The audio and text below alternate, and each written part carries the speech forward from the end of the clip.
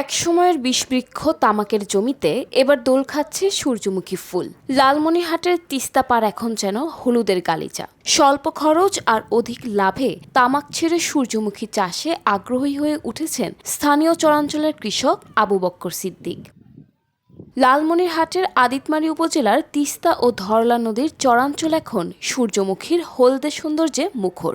আগে যেখানে কেবল তামাকের আধিপত্য ছিল, সেখানে কৃষি বিভাগের আওতায় এবারই প্রথম বাণিজ্যিকভাবে চাষ হয়েছে এই তেলজাতীয় ফসল। আবহাওয়া অনুকূলে থাকায় ফলন হয়েছে ভালো।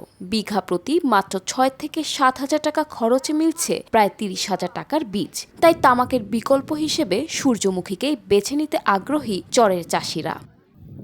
ফলন ভালো হওয়ায় দূর দূরান্ত থেকে অনেকেই দেখতে আসছেন। ২-৩ বার সেচ আর সার দিলেই বিঘা প্রতি ৩০,০০০ টাকা অনায়াসে আয় করা যায়। তবে সঠিক বাজারজাতকরণ সুবিধা পেলে আগামীর তিস্তা পার তামাকমুক্ত এক সবুজ ও সোনালী প্রান্ত হবে বলে জানান চাষি আবু বক্কর সিদ্দিক।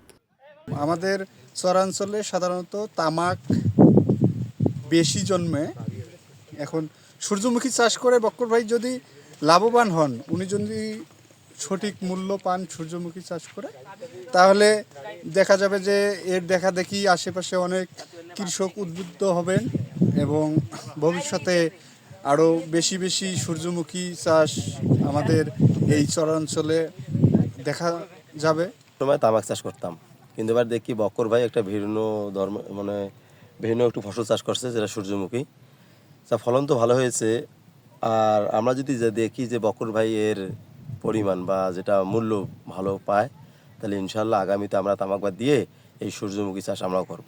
ভোজ্য তেলের চাহিদা মেটাতে ও তামাকের আগ্রাসন কমাতে কৃষকদের বিনামূল্যে বীজ ও সার দিয়ে উদ্বুদ্ধ করা হচ্ছে। তামাকের বদলে স্বাস্থ্যসম্মত এই ফসল চাষ চরাঞ্চলের অর্থনীতিতে নতুন দিগন্ত উন্মোচন করবে বলে মনে করছেন কৃষি কর্মকর্তারা।